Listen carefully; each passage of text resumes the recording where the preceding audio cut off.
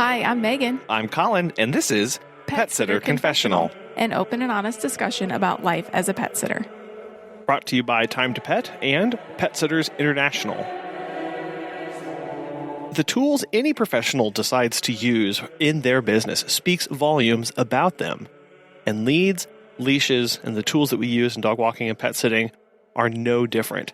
Today, we're really excited to have Taylor Leedahl, owner of Tiny Horse Mercantile, to discuss all about the ins and outs of leads and leashes, how it can help lessen the strain on our bodies, and improve the communication between us and the dogs that we're caring for.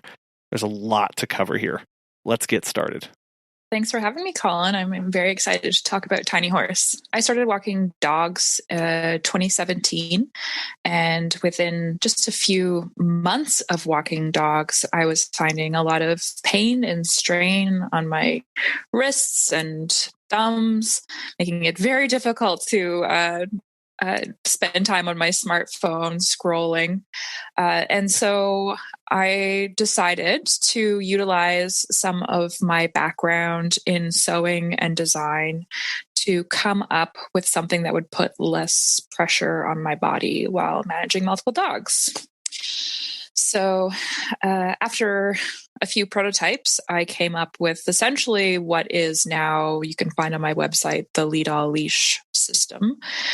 And I tried that out, and it almost immediately started to reduce the pain in my hands and wrists. And I made it just for myself at first, but quickly there were other dog walkers in the park that I was walking in and asking, what is this thing that you're using? Where do I get it? And so that's when it kind of became a business. Got to ask about your name, Tiny Horse, and where that name came from for your business.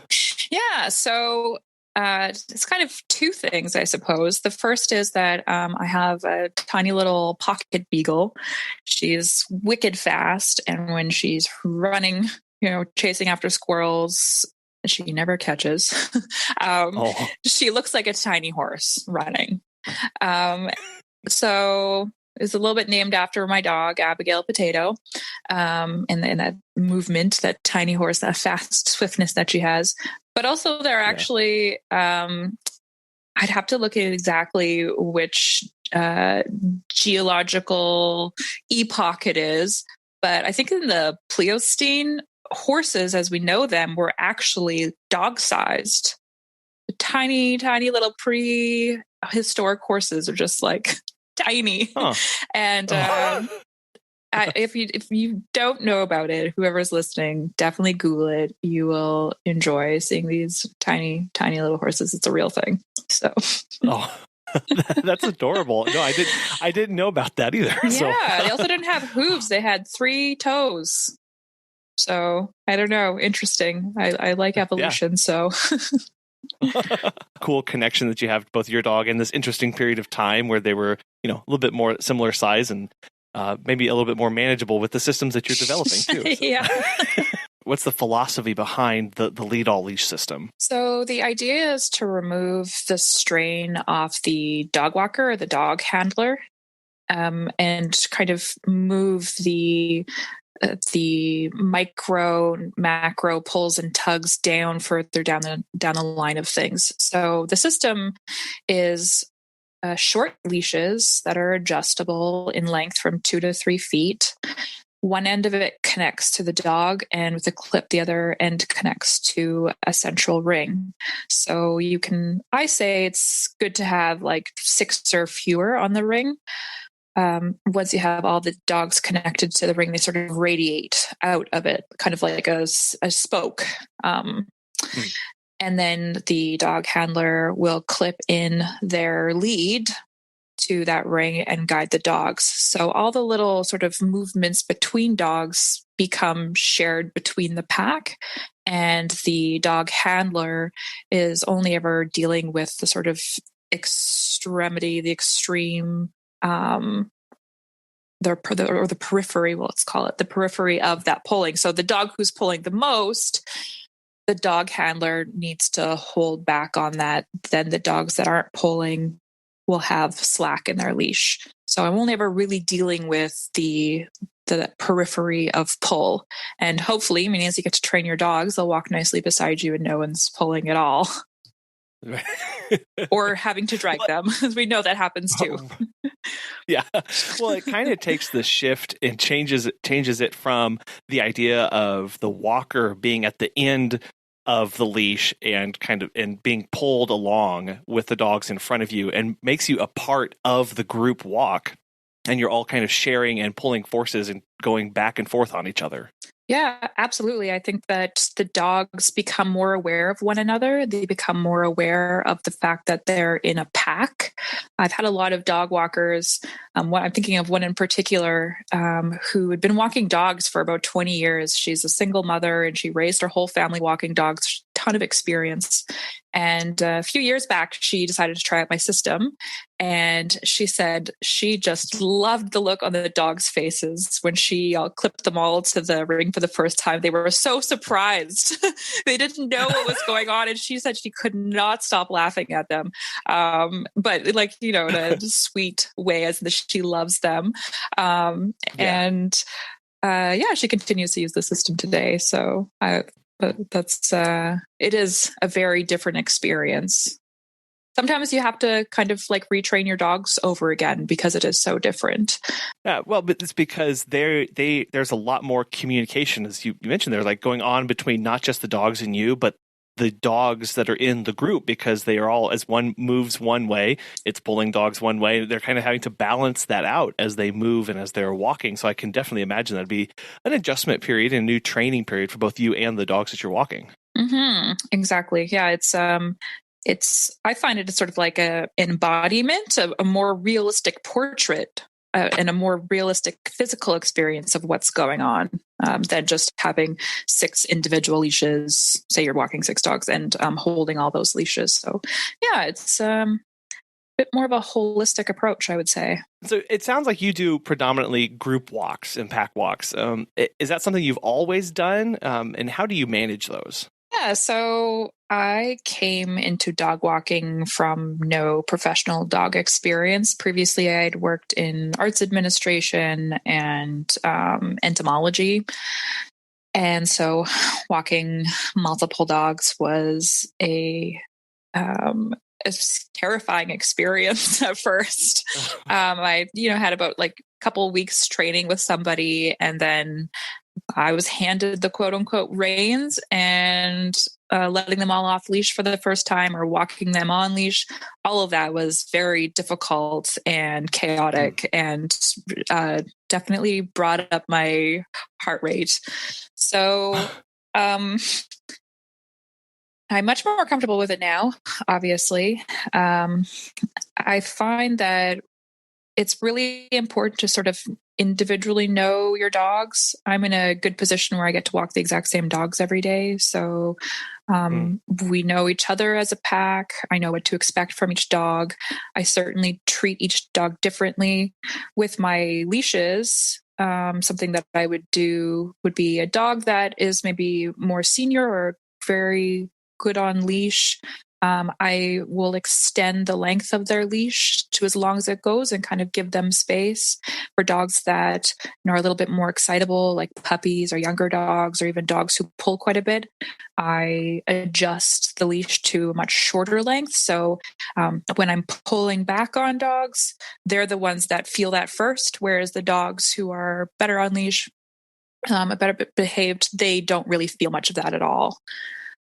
So that's kind of how I manage that on leash. But once they're all off leash, and fortunately I am at a point where all of my dogs, once I reach my sort of off leash destination, can be all off leash.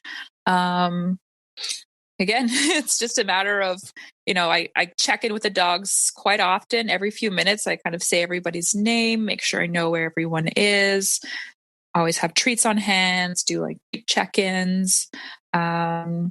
The dogs will just walk beside me because they just are a little bit more interested in the sort of saunter, whereas the younger dogs might be finding other dogs to play or chasing each other at top speeds through sort of forest area that I walk them in. So it's really, the dogs are so individual, and I think you really have to respect that. And even when it comes to using the Tiny Horse gear, my gear is very versatile in terms of like the different types I have, the way the different pieces can be adjusted or utilized. It's certainly a reflection of the wide range of characteristics that dogs have and the different ways that we need to deal with them. Well, it gets back to that idea of communicating with them. We don't talk to all of our human friends the same way. Why would we try and communicate with dogs the same way as well? And using the lead system as an extension of that, because that was kind of another question I had for you, was why pet sitters and dog walkers should consider using their own leashes and gear. Oh, I think there's so many reasons to use your own leashes. I mean, for one, with Tiny Horse, we look at them as tools. So we work in an industry, you're doing an industry job, bring your own tools to the job. They're, like I've mentioned, they're quite versatile. So there's a lot more you can do with a Tiny Horse leash than just a regular like 6-foot leash. So that's going to increase your opportunity to respond to your dog's needs, your pack's needs. Again, like with the COVID stuff, being able to manage your own gear and make sure it's clean and that you're proceeding as hygienically as possible, that is certainly an important element to be able to control. And I think too, not bringing out leashes that are personal items of your clients. They're handled very intensely by the people who use them. And I think that it's important at this stage we no longer interact with those leashes. Just to reduce the contact. And also some of those leashes are sentimental to people. They may have had that certain leash for a number of different dogs, for example. Another thing that's really great about bringing your own gear is it's an opportunity to express your business. I know with Tiny Horse, we have almost 50 different colors that you can choose for leash styles. And so a lot of people are now selecting their leash colors based on their brand colors. And I think that's really effective. I have certain customers who have come back and continue to purchase our gear in their same color. And now when I see those certain colors, I think of those companies. So, I mean, they're not even aiming it at me, but I'm like, oh, navy, like that's Parker and Co. And, purple is 3 Hounds in Calgary. So yeah, I think that, the branding opportunity is really fantastic. And, again, it's hard to speak to just sort of having your own gear in general, but also with Tiny Horse leashes, it's really easy to have your pack leashed up, and you can kind of set the leashes behind them. And because the visual aspect of all the dogs sort of packed up is quote unquote forced upon them just based on the system, you can take really good photos of the dogs as a pack. So that's a really nice social media opportunity. And I think too, having a system that is specifically used for walking dogs, people who walk past you really notice that. They can see, oh, you're definitely a dog walker. Like you have this strange contraption that's keeping all of your dogs together.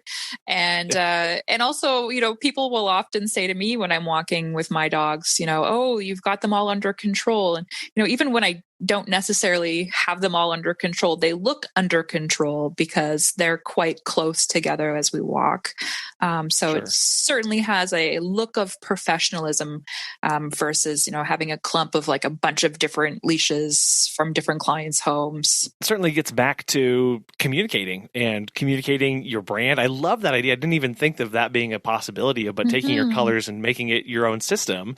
Yeah. And then communicating that professionalism of this is a tool, a specialized tool that I'm using, and instead of a ragtag conglomerate weird grouping of this leash of this brand and this leash of this brand and another one, and trying to make them work together, just having that system to say, okay, like, or at least a familiarity with them and upkeep and maintenance and all of that goes into that, and viewing it as that professional tool. I had some good feedback from one walker in Victoria. Kira from Parkside Pups said she's been walking with Tiny Horse leashes, I think maybe for around 2 years now. And she sent me a message once and she said, it's so nice to look back at all of my pack photos over the years and see like the nice leashes. And I'm just so glad that I don't have like piles or strings of leashes in my photos. And that for her was just like a personal satisfaction. Indeed, she does a nice job of her social media. So, why not make all those elements professional and intentional? Have you heard about Time to Pet? Chris Ann from Raining Cats and Dogs has this to say. Becoming a Time to Pet client has been a game changer for us. We can give our pet services clients real-time, cloud-based information they never imagined they'd be interested in.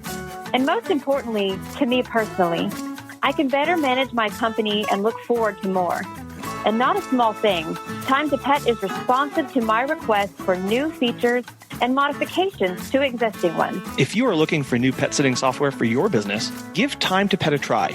Listeners of Pet Sitter Confessional get 50% off their first 3 months when they sign up at timetopet.com/confessional. What role does good gear play in protecting our bodies? Again, when you say good gear, I'm going to say Tiny Horse gear because it's the gear that Sure. I use. And I only say that because that's just speaking from my experience. And, there really are very few options right now that are actually considering the impact of managing multiple dogs on your body. So one thing that struck my attention when I first started walking dogs and was feeling this pain is I went to the internet and I Googled, leashes for dog walkers, and there was nothing. Like nothing interesting was coming up. Like maybe there were couplers at the best, maybe like 3 leashes sewn to a ring to make like a truppler, you want to call it. And so I really quickly realized that, here is this booming industry that's bringing in like a good living for a lot of people, yet there's a real lack of tools and thinking around what kinds of gear we need to properly do this job.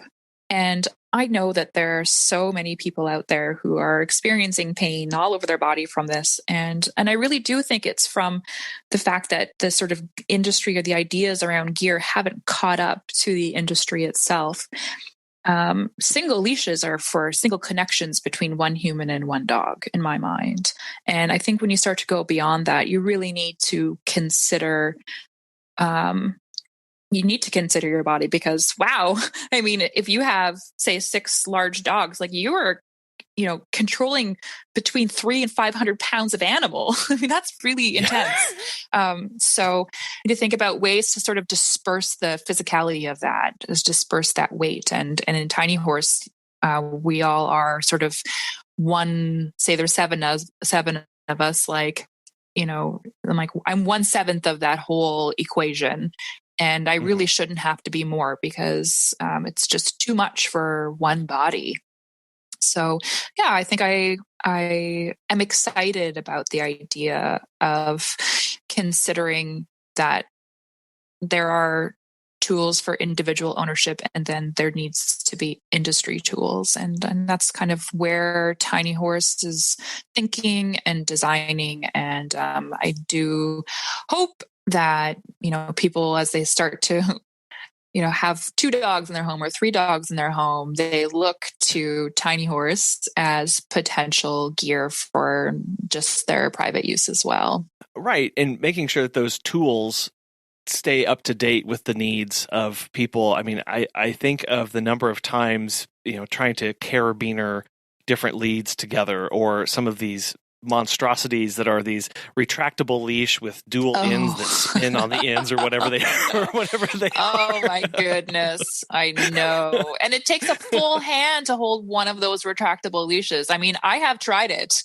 I have, at the beginning of my career, taken a retractable leash in a mitt full of other leashes, and it doesn't work. Yeah. It's really difficult. And, I think, managing dogs can be really stressful. And if you can reduce stress, whether that be emotional or physical, at any point in your job, you should go for it. It's, reduce stress where you can. Deal with what you absolutely have to. Deal with the dog who rolled in poop, but don't deal with like 2 or 3 retractable leashes in your hand, because you don't need to do that. But you do have to clean that dog up before you return it home. Yeah. Oh man, yeah, absolutely. And it is part of that, being able to focus on the task at hand, and the fact that the tools that we use allow us to do that. So it's not just the strain on our hands and our backs and our shoulders, it's the strain mentally and emotionally as you're trying to pay attention to everybody's safety and things that are going on around you. And this is just one way, having the tools that that you control, that you've put together. Having those is just one more piece to that puzzle, to making sure that whenever you're going out, it's the the best walk possible that you can make it, not just for the dogs, but also for yourself. Yeah. And funny that we're kind of talking about this, because essentially what I'm trying to do is make gear that you don't really have to think about. For example, there's one piece that I have called the leader, and it can be worn like as a waist belt. You can wear it across your torso, or it's double-ended. Like, there's lots of things you can do with it. But for me, and I talk about this on my website, is I put that leader around my waist at the beginning of the day, and I don't take it off until I get back home, because it's my pickup and drop off tool. And when I'm getting in and out of my vehicle to grab dogs, I don't have to think about, oh, where's my leash? Where's my leash? Where's my leash? It's on my body. So just again, like, your tools are there. As the designer behind these things, I'm thinking about like, how can someone use this in the most efficient way possible? So they don't have to think about it. So it eases the burden of having gear. Yeah, you watch a skilled carpenter go to work building a house or doing fine detail work. The tools that they use are almost extensions of their own limbs to accomplish a particular task. They don't even have to think about, I'm now holding the hammer, or this is how I'm sanding, or this is what I'm doing. It's just, there's a task and I'm getting it done, and the tools get out of the way and just allow you to be creative in that process too. It's just so in terms of thinking about, so the carpenter like grabbing for his hammer or other tools, and that it's an extension of themselves. I think too that I really like to think about leashes and the leads as connections between one another, between the human and the animal. Sorry, humans are animals too, between the animals of different species. Sure. So, we don't have very developed verbal communication between one another, but we can use a leash as a way to negotiate how we move through space with those animals. So, for example, just on an individual level, I have a beagle and she loves to stop and sniff. So, when I walk with her, it's certainly a negotiation between me walking and moving us forward and her wanting to stop and sniff. And we're kind of at a point where, she'll be sniffing. And then I move us along and I'm like, hey, we got to get like another block before you stop again. But, there's like certain ways that she reacts when she's like, no, mom, like I really got to sniff this, versus, I can just kind of move her along with like a little tug, or just saying like, let's keep going. Let's go for our walk. So that sort of push and pull from both sides. And it's not just the human who's sort of got this dog in bondage and pulling and dragging it along. It's just a series of, hopefully just like small tugs on one another to sort of like check in and speak to each other about how the walk is going and where we need to go. It's those tools are helping you bond with the dogs that you're in charge of, and talking about this two-way communication, this connection between two energies that might have different goals. And I love how you said negotiation, because it's a constant negotiation of this way, that way, stop, go, and everything in between. Exactly. Yeah, exactly. 2020 saw a rapid increase in coated webbing or biothane products. So talk to us a little bit about those and what makes those unique or different than maybe more traditional kind of products or materials. Yeah, Biothane definitely blew up. I think it was already, of interest to a lot of people, but I think the fact that it's sort of a non-porous, very easy to clean material really spoke to the needs and concerns of 2020. So I think Biothane, and I mean, I would need to double check this, but I think it was first patented in 1978 in Ohio. And so it is actually a patented product that comes from one sort of area in the United States. There are now certainly a lot of like knockoffs from that, but Tiny Horse, we do buy Biothane through an authorized dealer. So we're getting like the best of the best. So when I'm speaking about Biothane, I'm going to be talking about Biothane proper. Okay. And I'll say this because the Biothane that we use is called Beta Standard, and it's very malleable, and it's often talked about as a kind of like vegan leather. And it's so soft and pliable. Whereas I find that a lot of the sort of knockoffs are like quite a bit more stiff, and they don't have the sort of like flounce of sort of the traditional webbing that we're used to. So I really like the proper Beta Standard Biothane that Tiny Horse uses. It's certainly much more durable when it comes to like little nicks and scratches and, little test bites from puppies or dogs who like to chew. It's very brightly colored, or it can be brightly colored. It holds its color for a long time. It's fantastic in the fact that it doesn't absorb water at all. Tiny Horse still makes webbing leashes, but we do also do our exact same designs in Biothane now. So I personally have switched over to the Biothane because it's such a great material for an industry use. I mean, one day walking in the rain with dogs and then having to hang up, webbing leashes in your vehicle overnight, or hanging them out to dry, or washing them often, can be quite a pain, versus just the Biothane that it's like you just shake it off. And, I was working on a Biothane long lead, and I was testing it on my little Abby in High Park in Toronto. Disgusting day. Like, sorry. Oh. A totally disgusting day. There was mud everywhere. We've got like little sheets of ice that are melting. So this Biothane long lead that was dragging behind my beagles, just filthy. There was probably like poop and pee on it. I don't know. But at the end of the walk, and I didn't touch it the whole time. At the end of the walk, I walked over to a little bridge that had a stream going underneath it. And this thing is 30 feet long. So I just dangled one end off of it and like shook it in the water, and then dangled the other end off, and boom, it was spotless. And then I got to put that in my backpack and walk away. So I think that the sort of easy to manage and clean characteristic of Biothane is a huge win for people working in the industry. I know there may be some concern about durability, but it sounds like that's not really so much of an issue. Yeah, I don't think it's much of an issue, though. There is a shelf life for it, because Biothane is a PVC covered webbing, and that PVC on the outside, like any sort of like rubber or plastic, can sort of like break down and degrade over time.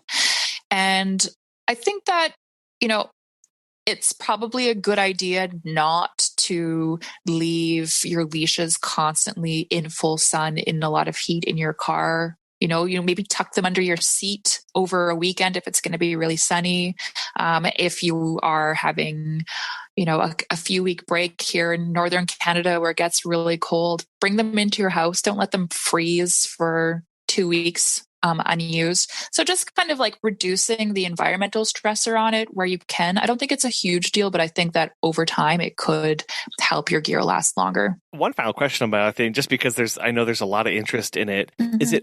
I think what I've seen from it is it typically is mostly flat, but can they make it in different kind of shapes, round or anything else like that? Ooh, that's such a good question. So Biothane mostly is all flat.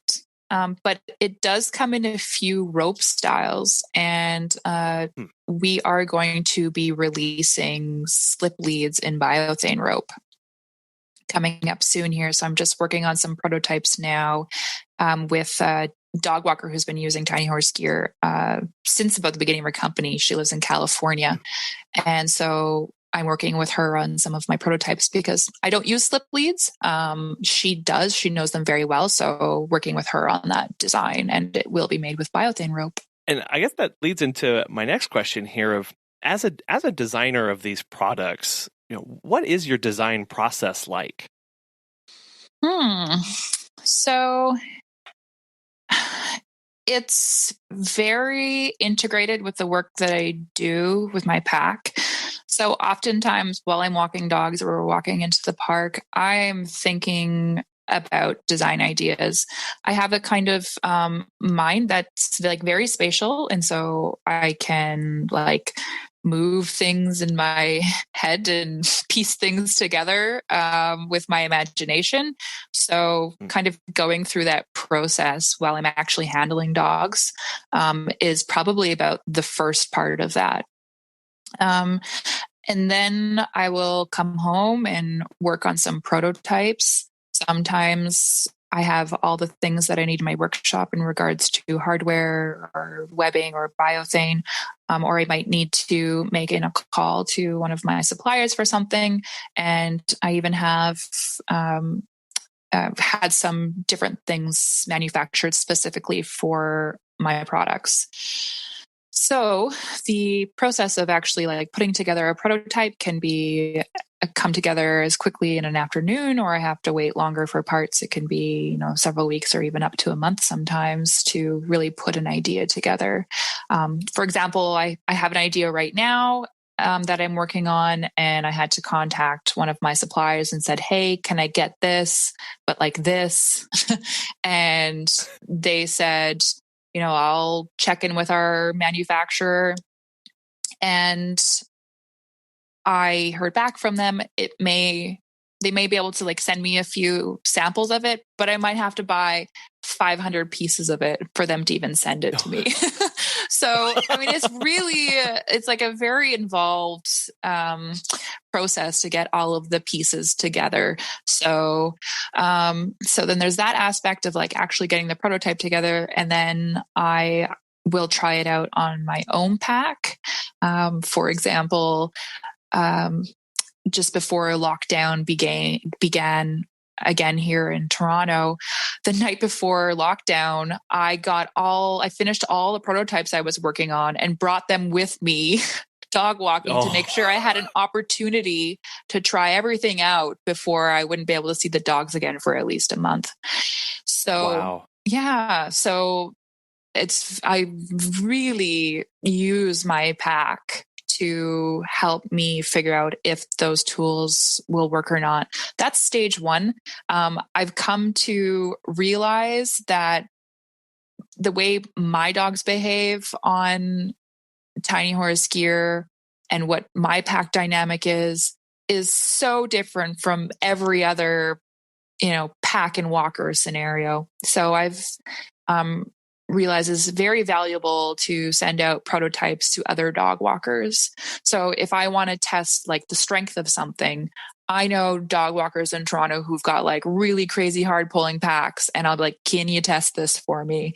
For example, I want to develop a slip lead. So I'm working with someone who uses slip leads. And I actually, before I started working with Jesslyn in Napa, she's in Napa Valley, California, I had a dog walker try another version for me on Vancouver Island, and she didn't like a lot of things about it, which was so fantastic to get that feedback. And I was so humble about it because I don't use slip leads.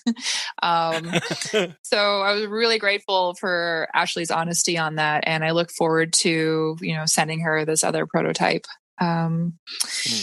So, testing the prototypes, I do it in my own pack, and I also involve other dog walkers that I have some knowledge of sort of what their dynamics are. And then, after I get feedback, I decide whether or not I want to move forward. I make tweaks, and the rest is a lot of work on a website and photography, and then people see it happen online. Yeah. Well, and I'm thinking too of as businesses and people who are running their businesses, we can get started on projects. And so I kind of want to get your input on this because, you are making a physical object in the world. And so at some point it has to be done, right? Like you have to declare it done. And in businesses, sometimes it'd be a little bit more nebulous as far as like, I'm starting a new project to grow, or I'm starting a new project to get more clients or something like that. How do you know when the product is done and ready to be photographed and shipped? That's a great question. I think, after a lot of the testing and kind of creating that design within the available materials that I have, I kind of consider it done. Nonetheless, my major product, the Leedahl leash that I started the company with, and that was the only product we started with. I didn't have leads or anything. It was just this like 21-inch double-ended leash. And that's where we started. And that product went out in the world and it's changed a number of times. And I think I'm about to change a few more little details on it. And I think it's going to be done. Like it's totally finally ready and done. Wow. I mean, that's not to say that all of the leashes that are out there and being used right now aren't good products. I think because there's always like opportunities for new materials and different kinds of hardware, I try to be flexible and upgrade those designs to accommodate and try out new materials or new colors. And so the designs go up, but there's always like new factors that come in to play. And I like to be quite fluid about that. Yeah. This continual, a little, not necessarily overhauling, but little refinements here and there as new things come available. On the materials, I feel like you work with a wide range of materials, but what are your favorites to work with? Well, I would say it's certainly fun to work with the leather. I don't have a ton of leather products, but I do work it straight from like the hide. So I kind of get not a raw hide, but like a tanned hide. I get my like double shoulders of a cow kind of thing. And I start like right from ground zero on that. And it's really interesting to work with that material because it's a multi-day process, to cut it and imprint my stamp in it. And it's got to dry, and then it's either got to be stained and oiled and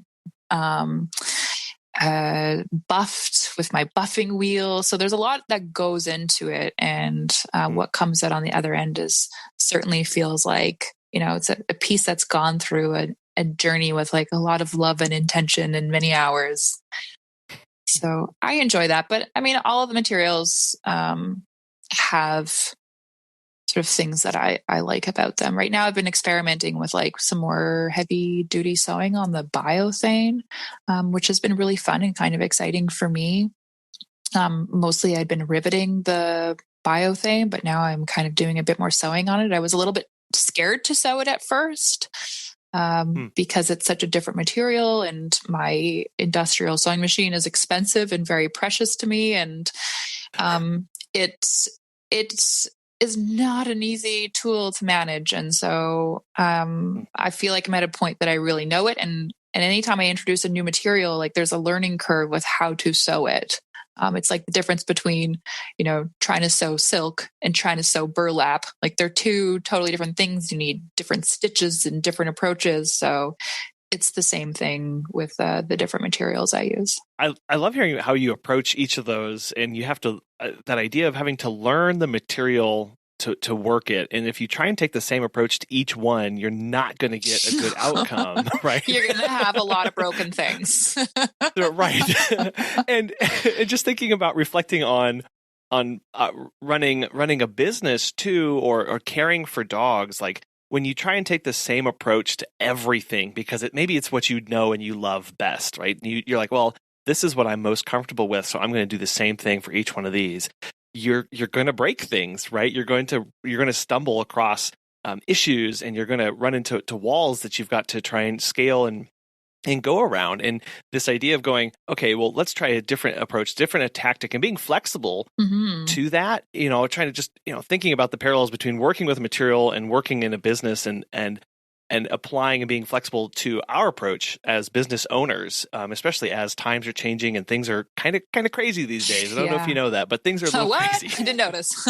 Yeah, absolutely. I mean, you have to run into those walls, right? That's the only way that you grow, is by making mistakes and deciding to go on to try to recover from that, and to manage the errors. And then you can start to predict, right, what might not be a good choice and what would be a good choice. And so you start to sort of make fewer errors, but only because you initially made those errors and so viscerally what it felt like to make those errors. That's like, no one can really tell you. It's the sort of like embodied learned experience that is most valuable. Absolutely. And to watch somebody work with materials who has all of this experience and go, okay, well, I think I need to do this stitch, or I need to do this kind of riveting, or this. If you tried to put that into context of like, well, how did you know to do that with this material? It'd be kind of hard, right? It'd be kind of hard to sit there and go, well, it's because I tried 130 different ways and none of those worked. Exactly. When I was in my early 20s, I had a sewing studio where I was born and raised in Saskatoon. And so I made like lots of clothes, and I started out making a lot of t-shirts, and I kind of like made a pattern out of my body, or like my friend's body, whoever I was like making this thing for. And I must have made nearly 1,000 shirts. By the end of that, I could just free cut out all the pieces that I needed. Because that's where I wanted to go. Like, I didn't want to have to like deal with like patterns, or like buying, those tissue paper patterns. I wanted to be able to feel those designs and those cuts and those corners, and it becoming sort of like nonverbal, or like a creative flow. And I think that's certainly lent itself well to my work with Tiny Horse, is just to like approach things in a way that's intuitive, I guess would be the word. I wanted to become intuitive about things. It's like right. People can get there with their dogs too, right? In a pack, you see a dog doing a certain thing and you think, oh, that could go bad. Well, just put that dog on a leash, because it's so much easier than, dealing with like for example, maybe like an amped up dog whose hair is raised a little bit, just put that leash on, let it cool down. You have a feeling about it, just act on it, do it. It's, trust yourself and build that intuition. That's hard, trusting yourself, being confident in yourself and your own abilities. But it does, you do have to recognize, like, I have experience in this. I've been dog walking, I've been pet sitting for all of these years. I've been building leashes for all these years. When I go to make that first cut, when I go to make that first introduction, when I go to put that dog on the leash for the first time, I need to have confidence in my ability to do that and be able to read the dog and know more about the situation than I did, 5 years ago, or right when I started. Yeah, absolutely. And, and I think then having that confidence challenge is really important too. I mean, I think for me, my biggest challenge to date with Tiny Horse has been that I had chosen a certain clip on the end of the Leedahl leash, that, unbeknownst to me, had been coming unclipped from certain brands of dog gear, because this dog gear had like kind of custom hardware that it was just like had this really poor interaction with the clip, and all the dog harnesses and things that I was using were functioning just fine with it. So I didn't know. And it took like a fair amount of feedback from other dog walkers and for other dog walkers to narrow down, hey, it's this brand and this brand and this brand, for me to accept that, oh my goodness, I have to make a really big change to my product. It was scary and hard and sad and challenging. But I mean, ultimately, because I make the things, I just immediately was able to change that clip to one that was much more compatible, just a traditional like thumb clip. And that, I think, I'd already been a few years into Tiny Horse and I was feeling really confident, and that really knocked me down. But I am so glad and thankful, for that feedback from people, because it's so easy for someone to, have a negative experience with the product and just toss it. I'm thankful that I'm like a little tiny business that people can approach and say, hey, this happened, how can we figure this out? And I'm really thankful when people take the time to do that. So I was thankful for that feedback and thankful that the change could be made so quickly once the problem was really clear. And so that challenge was important, and it's certainly it humbled me, and it's made me really thoughtful and careful going forward about those choices. And I think that it probably like shook some people's confidence in Tiny Horse, and I totally get that, and that makes me sad, because my intentions were always to be like a really safe product.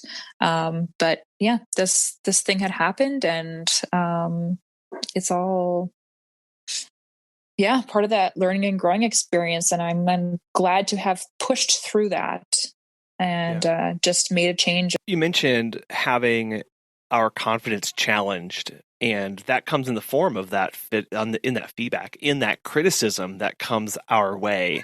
And it is really important to, when you receive that, to sit and assess its validity and go, okay, like, is this, how serious is this in the face of what I'm doing? In the face of, something coming unclipped and dogs potentially leaving, that's pretty, that's okay. That's genuine. That's real. Okay. Let's move forward with that. If it was something like, it came in blue and I don't like blue. It's like, well, order a different, okay, fine, or whatever, whatever. But that's a part of that process of taking it in, assessing its validity, and then seeing what we can do about that, what we have control or what we have agency over for that feedback, and whether it's even in our control or not. Yeah, that's such a great point. I mean, you can't just, take every piece of feedback that you get and put your full energy necessarily into responding to it. You have to filter it out. I mean, the dog walkers, love them. They are like an opinionated bunch. And that's both good and bad, right? I mean, mostly it's good. And sometimes I seek the feedback from the people that I know are like the most difficult. Because, if you can please that person, that a lot of other people are going to be pleased with your design or your product. So, you definitely have to sort of manage that feedback, but you can always be thankful that it's coming in, right? Because if you don't have feedback coming in, you can't orient yourself in how well your business is doing and what people think of your products. It's kind of weird to sit there and go, okay, well, I'm thankful for this negative feedback, or this criticism coming my way, but it means people cared enough. Yeah, exactly. And people care about dogs. So, right? Yeah. Lots of times that's where it comes from. They care about their businesses, and then they should. Yeah, I think obviously there's a difference between like negative feedback and critical feedback. Good point. I would say it's almost always just critical. I've been very fortunate that people in general have been very kind with me, and the odd time that someone comes to me a little bit upset, I try to understand where they're coming from or what their experience has been, and we recently had someone who had like some shipping issues, And at first I was thinking, oh, like, this person is like being really gruff with me, and it was kind of like made me feel a little bit upset. But then I took some time and heard about like the really difficult time that he was having with his dogs, and he was so desperate to receive the tools from Tiny Horse.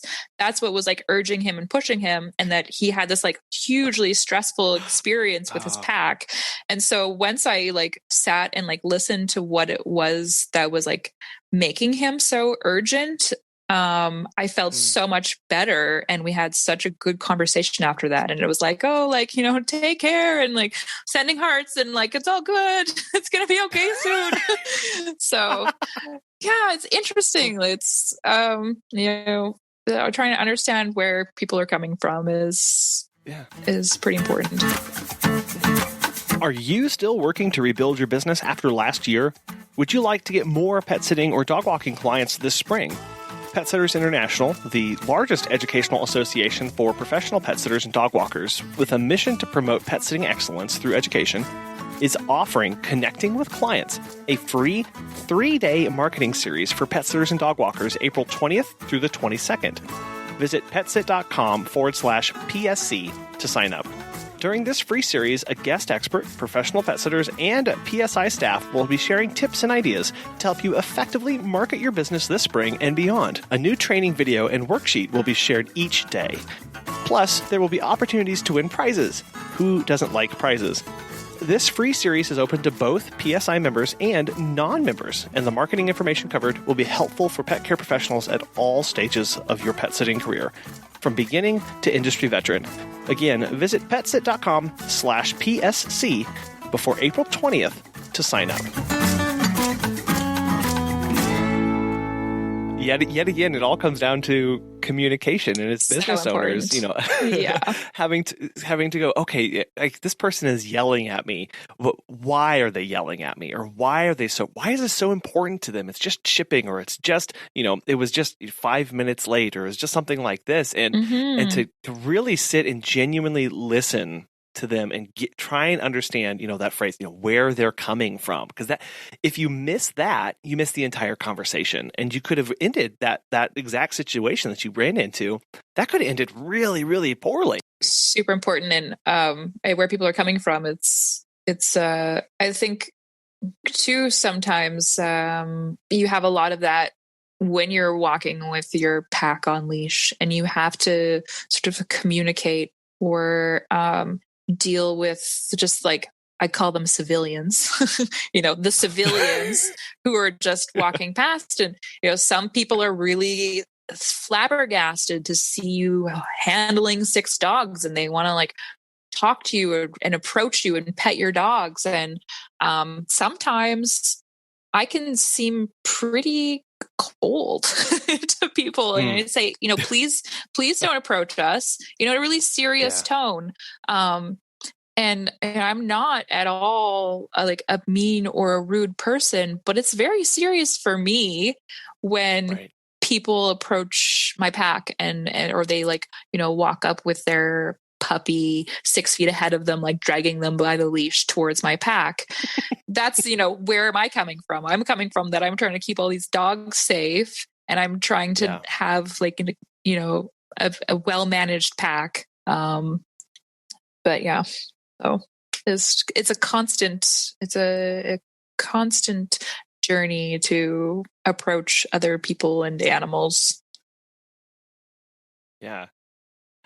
I would love it if you could tell us about the products that you currently have available, and if somebody is interested in changing up their systems that they have, what are some introductory or some recommendations that you would have for them?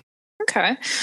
So our premier product, the Leedahl leash, which is our leashes that attach to the dogs and then to the central ring. They come in the 2 different materials. They come in nylon webbing, and they come in biothane. So the design of them is exactly the same, the length that they go 2 to 3 feet, and they adjust 2 to 3 feet, is exactly the same. It's just the material that's different. And then also the price would be different because the Biothane is quite a bit more expensive for me to buy. So that's just reflected in the price.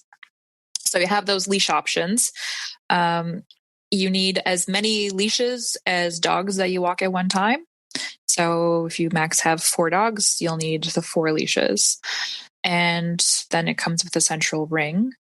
And then you have to think about what you as the human want to lead with. So all the tools that the humans hold, we call leads. So right now I have 4 leads. I have the transport and the trek lead. They're pretty basic leashes.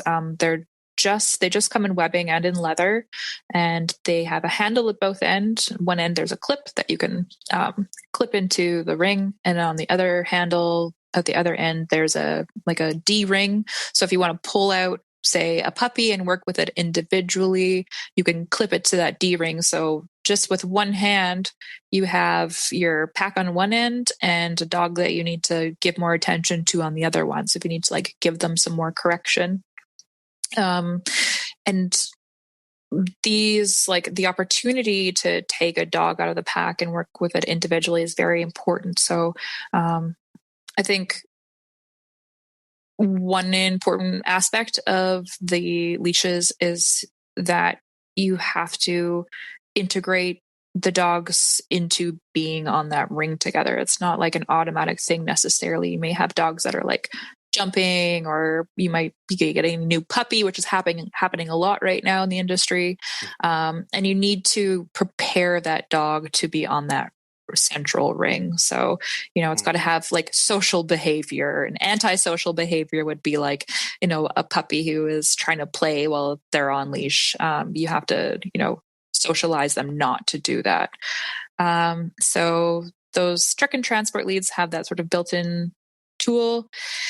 And then I have the leader, which is a wearable, so you can wear it on your waist or across your torso. And there's a few different rings on there. So if you want to pull a dog off of your ring and work with it individually, you can do that, just belt with the leash. So that has the, again, take a dog out if you need to, but still manage it at the same time. And then I have a handler, so which is a 15-inch traffic lead. So there's a short little handle, and then it's got a clip on the handle as well as at the end to clip onto the ring. The clip on the handle, you can use that to clip onto some of our other products, like the leader, for example.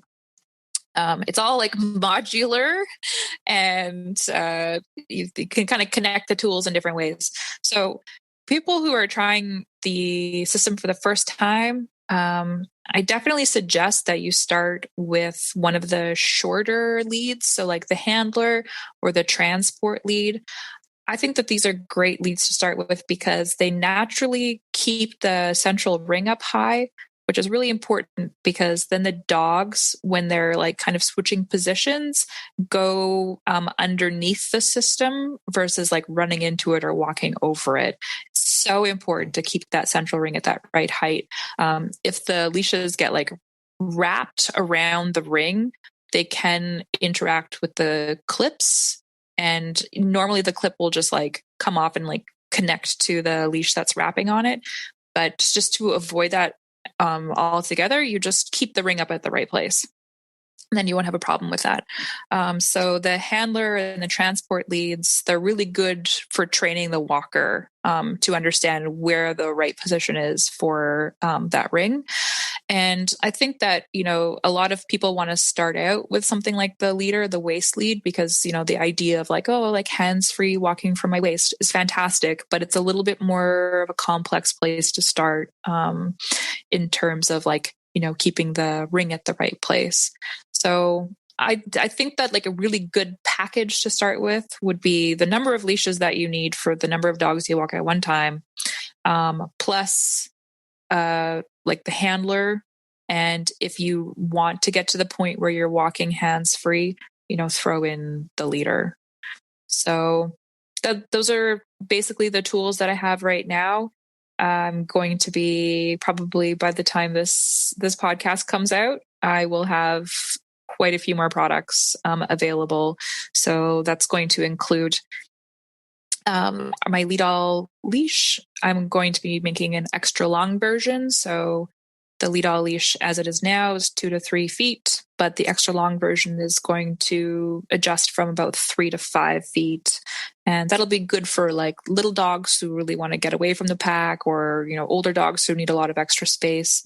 So I kind of imagine that, a dog walker with a diverse group might want like one of those extra long leashes in their pack of leashes, just to like kind of give them that space for the dog. And they could even just like attach that just to their hip, and that dog may not even need to be on the ring, right? So they have like, they're just an easygoing dog that just like deserves its own space entirely, but you still don't want to have to like hold the leash.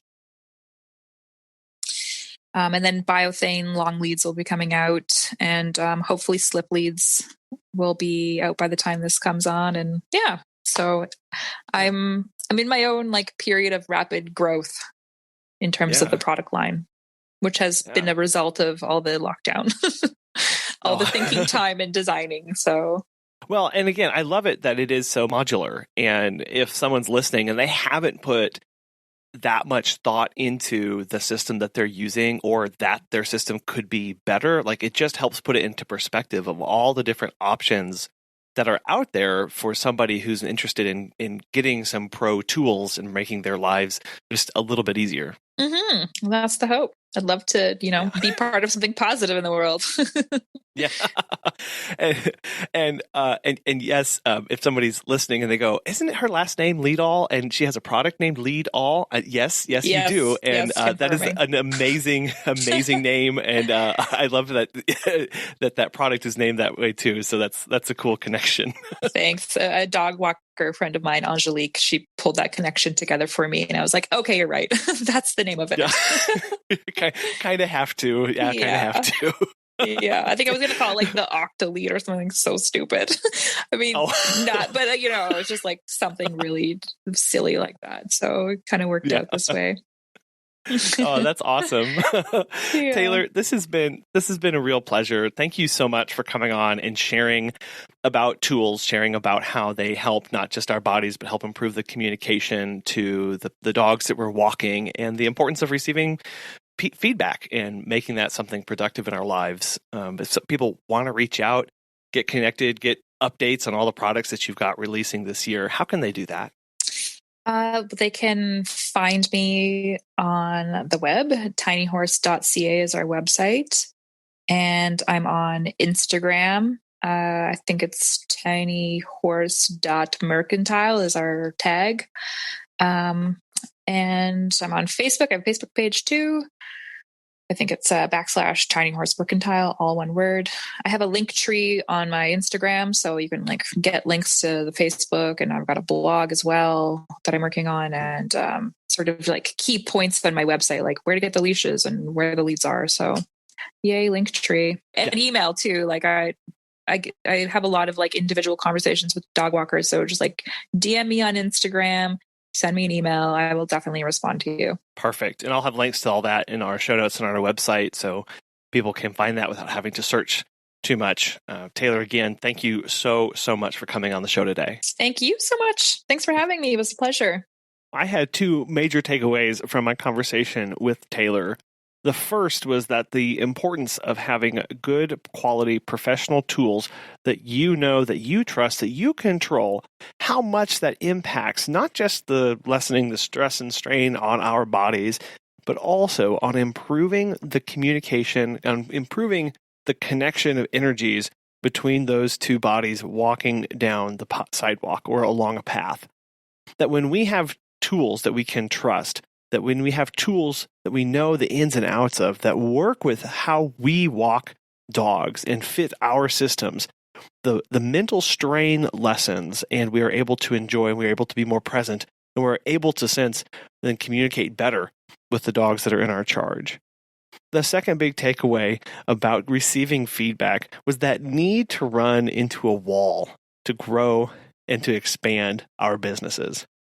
As Taylor explained, when you get comfortable, when you get sure of yourself, sometimes it takes running into a problem you've never encountered before that can take you to that next level, that can start growing and expanding the possibilities that maybe you never even thought of before. I find it fascinating, the connection in the design process in creating physical objects alongside running and operating a business in the world, and the kind of feedback that we all receive, and that process of growing and adapting to things as they change around us. I want to thank our sponsors, Time to Pet and Pet Sitters International, for making today's show possible. And I really want to thank you for listening, for joining and sharing, and for all of the wonderful feedback that you continue to give. We are so appreciative of you. We hope you have a wonderful rest of the week, and we'll be back again soon.